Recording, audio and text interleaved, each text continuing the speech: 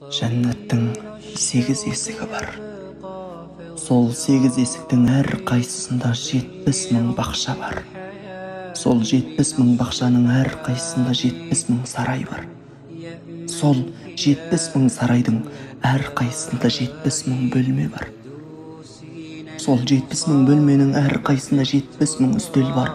70 мың үстелдің әр қайсысында 70 мың тағам бар. Айта берсең жәннаттың нығметтерінің санына жете алмайсың.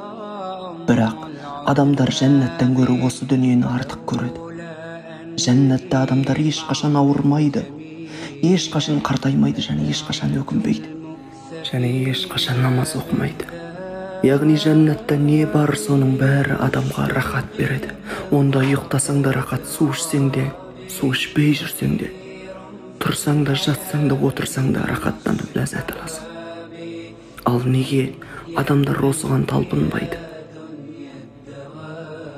Алла 100 мейірім жаратып, соның бір мейірімін осы өмірге жіберді. Қалған 99 мейірімі жәннатта жасырылды. О бауырым, егер жәннатты қаласаң, Алланың бұйырғанын орындап, тыйылғандарынан тыйыл. Алла баршамызды ризашылығына жеткізген болсын.